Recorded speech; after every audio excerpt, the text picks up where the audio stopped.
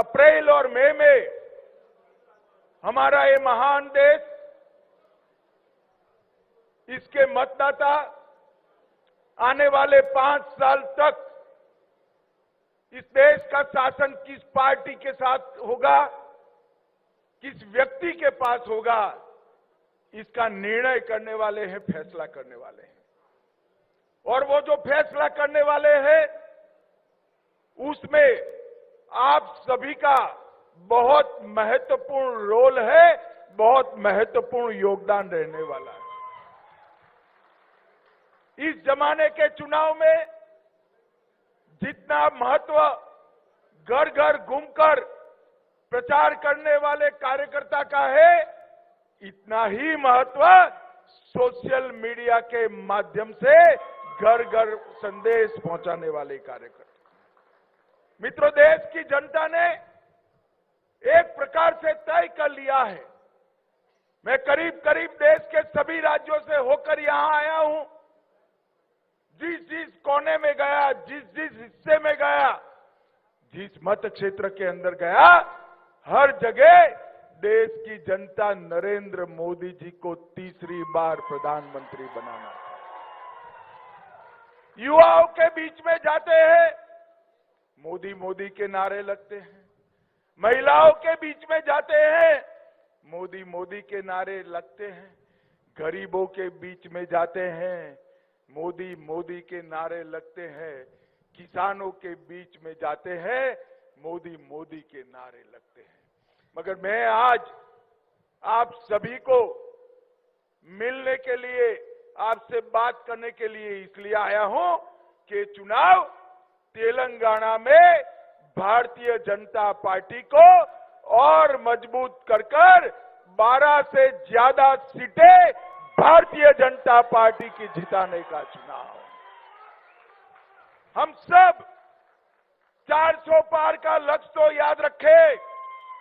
400 पार का लक्ष्य सिद्ध करना ही है, परंतु ये 400 में 12 कमल यहां से दिल्ली भेजने का काम तेलंगाना की जनता। भाई और बहनों, ये 10 साल के अंदर नरेंद्र मोदी जी ने देश को राजनीतिक स्थिरता देने का काम किया है। आया गया राम की पॉलिटिक्स को समाप्त कर एक छत्र नेतृत्व में पूर्ण बहुमत वाली 10 साल तक सरकार नरेंद्र मोदी जी ने चलाई है। नरेंद्र मोदी जी ने 10 साल में भ्रष्टाचार मुक्त शासन दिया है। मैं बाद में बात करूंगा टीआरएस और कांग्रेस की लाखों करोड़ों रुपए के घपले, घोटाले, भ्रष्टाचार, इनके सामने आरोप हुए। नरेंद्र मोदी जी पर 25 पैसे का आरोप हमारे विरोधी भी नहीं लगाए। नरेंद्र मोदी ने जन कल्याण की नीतियों वाला शासन दिया है।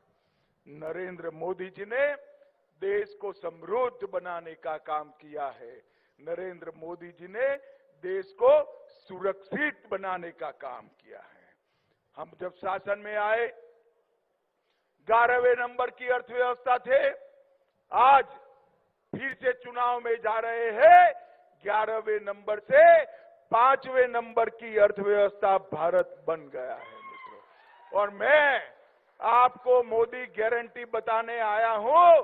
मोदी जी का गारंटी है, तीसरी बार मोदी जी को प्रधानमंत्री बनाओ, दुनिया में तीसरे नंबर का इकोनॉमी हम बन जाएंगे। मोदी जी ने सबसे तेज बढ़ती हुई इकोनॉमी देने का काम किया है और मोदी जी ने 60 करोड़ गरीबों को गरीबी का पूरा दुख भोगने वाले लोगों के जीवन स्तर को उठाने का काम किया है।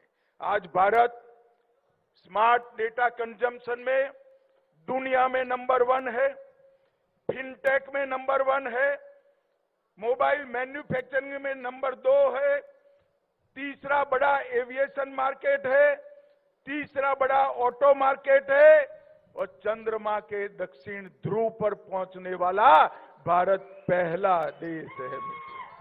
ये गौरव मोदी जी ने दिया है। मोदी जी के 10 साल सारे वादों के समाप्ति के 10 साल है। मैं आपको बताना चाहता हूं, मैं पार्टी का अध्यक्ष था। 2019 में हम मैनिफेस्टो रिलीज कर रहे थे, संकल्प पत्र घोषित कर रहे थे। उस वक्त पत्रकार पूछते थे, पहला पेज तो ऐसा है जो कभी भी पूरा नहीं होगा। मैं भी निरुत्तर था। पहले पेज में क्या था? क्या था हमारे संकल्प पत्र के पहले पेज में? पहले पेज में था, अयोध्या में भव्य राम मंदिर हम बनाएंगे। 500 साल से पूरे देश के सभी श्रद्धालु चाहते थे कि अयोध्या में भव्य राम मंदिर हो और राम लल्ला सम्मान के साथ अपने मंदिर के अंदर विराजमान हो। एक कांग्रेस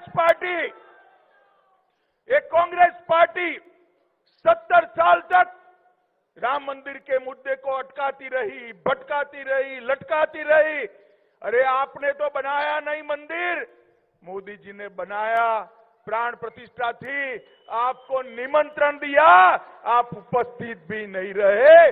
वोट बैंक की लालच से आपने राम जन्मभूमि के प्राण प्रतिष्ठा का बहिष्कार किया। मित्रों, दूसरा वादा क्या था? कश्मीर से हम धारा 370 को समाप्त कर देंगे। आज मैं कहना चाहता हूं, 70 साल से कांग्रेस पार्टी ये धारा 370 को लेकर चलती थी।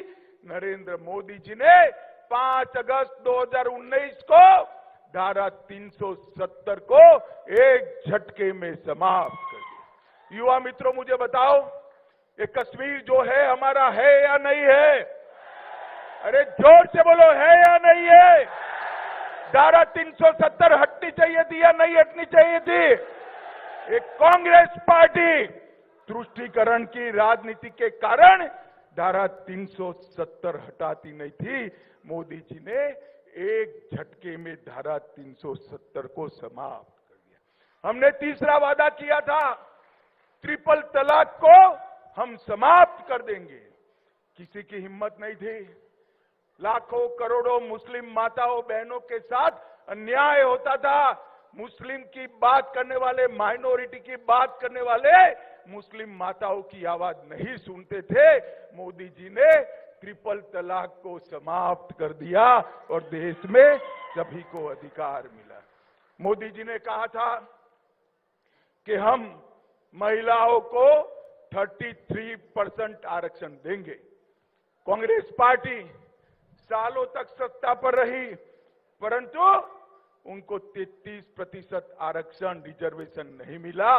मोदी जी ने विधानसभा और लोकसभा में मातृशक्ति को 33% रिजर्वेशन देकर मातृशक्ति का सम्मान करने का काम।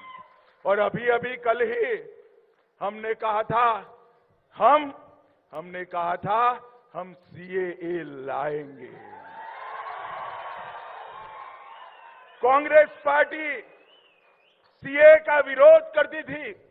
आजादी के वक्त से कांग्रेस पार्टी और हमारे संविधान निर्माताओं का वादा था कि बांग्लादेश, अफगानिस्तान और पाकिस्तान से जो शरणार्थी आएंगे, जो वहां की प्रताड़ना झेल कर आएंगे, उसको हम नागरिकता देंगे।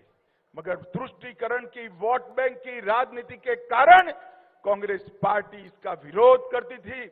लाखों करोड़ों लोग पाकिस्तान से और बांग्लादेश से अपना धर्म बचाने के लिए, अपना सम्मान बचाने के लिए इस देश में आए।